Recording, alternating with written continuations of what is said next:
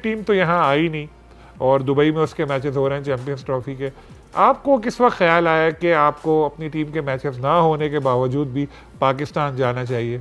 नहीं, जब champions trophy का होस्ट पाकिस्तान था तो हमारे जहन में ये चीज थी कि यार, अ, जब शेड्यूल बनेगा तो हम देखेंगे कि किस तरह का शेड्यूल बनेगा। फिर उसके बाद जब शेड्यूल अनाउंस हुआ तो हमने देखा पाकिस्तान इंडिया के मैच, और इंडिया के अगले मैच में एक हफ्ते का गैप है। अब एक हफ्ते का गैप है, हमें पता था कि जो टीम है भारत की वो कम से कम 2 या 3 दिन ऑफ भी लेगी, और वो उनको मिला भी। हमने वीजा अप्लाई किया, और इस उम्मीद के साथ कि शायद वीजा नहीं मिलेगा। हम भी जानते हैं कि इतनी जल्दी वीजा मिलता नहीं है।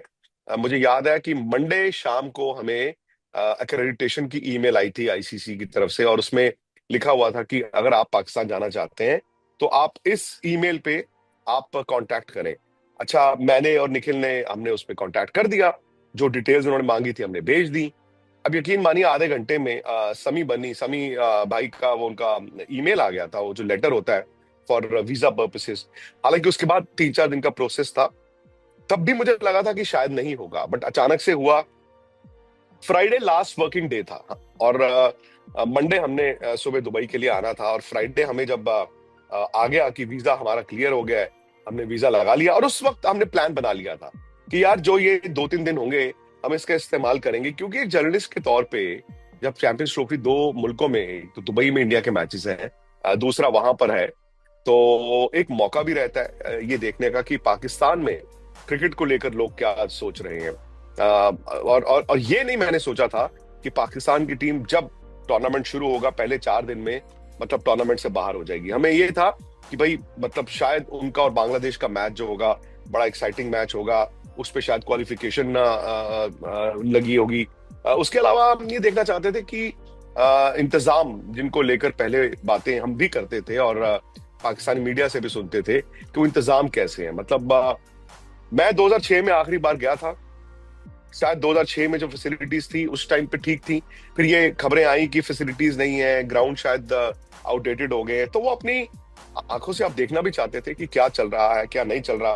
प्लस जब पाकिस्तान हार ही गया तो मैंने देखा बहुत तनकीद वहां पे पाकिस्तान में थी। कुछ एक प्लेयर्स का मैंने भी इंटरव्यू किया, और वो इंटरव्यू देखे भी गए।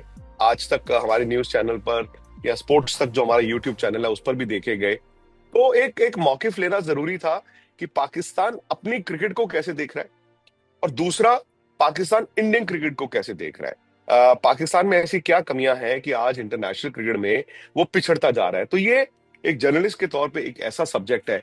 वैसे मेरी आपकी बात होती रहे, हम टीवी पे मैच देखते रहे, वो अलग बात है। लेकिन जब आप जाके देखते हैं, आम लोगों से बात करते हैं, तो आपको पता चलता है। और शायद पाकिस्तान के लिए अनफॉर्चुनेट है, तकरीबन 20 साल 80s और 90s में पाकिस्तान ने इंडिया को डोमिनेट किया। आपको याद होगा ये शारजा पास ही है, शारजा में मैचेस होते थे, और हम लोग छोटे थे जब, तो उस खौफ में ही मैच देखते थे कि यार पाकिस्तान की टीम बड़ी मजबूत है, आपके फास्ट बॉलर्स बड़े अच्छे होते थे, आपकी बैटिंग बड़ी अच्छी होती थी, लीडरशिप बड़ी जबरदस्त थी। तो अब जब 2000 के बाद पहले इंडिया बराबर आया, फिर इंडिया ने डोमिनेट करना शुरू किया, तो ये सारी चीजें थी।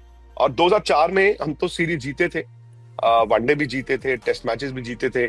6 में जब गए थे तो टेस्ट मैच इंडिया लास्ट जो डिसाइडर था कराची, वो डोमिनेट करने के बावजूद पाकिस्तान ने कम किया, जीता। फिर वनडे सीरीज आपको याद होगा, युवराज सिंह धोनी, ये वो जमाना था, तो वो सीरीज इंडिया जीता था। तो अब मतलब मुझे ये देखना था कि पाकिस्तान क्रिकेट में खड़ा कहाँ पे है, और वो उसका काफी हद तक अंदाजा हमें ये 3 दिन में वहां पर हुआ। अब पहले जो आपकी कुछ वीडियोस आई थी इंतजामात पर, आपने कहा था काफ़ी स्लो है, लेकिन अब आपने देखा कि इवेंट से पहले सब काम मुकम्मल हो चुके हैं। और अब जब आपने खुद यहाँ पे लाहौर भी गए, पिंडी में भी आप गए, तो कैसे लगे आपको इंतजामात चैम्पियंस ट्रॉफी के? और स्टेडियम जो नया बना लाहौर का, वो कैसा लगा आपको?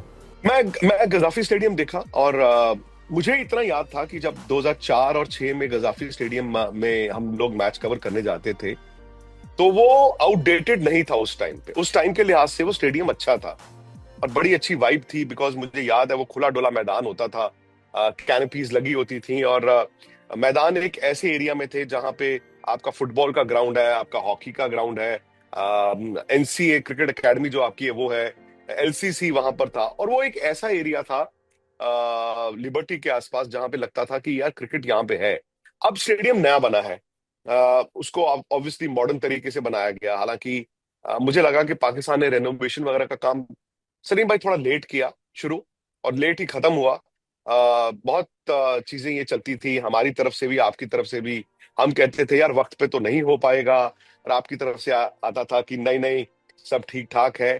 अब हम भी जानते हैं कि अगर एशिया में आप क्रिकेट के मैदान या फैसिलिटीज या इंफ्रास्ट्रक्चर की बात करेंगे, तो वो शायद उस तरह से नहीं हो सकती जैसे मेलबर्न में है, या फिर जो इंग्लैंड के मैदान है, या न्यूजीलैंड के छोटे मैदान है।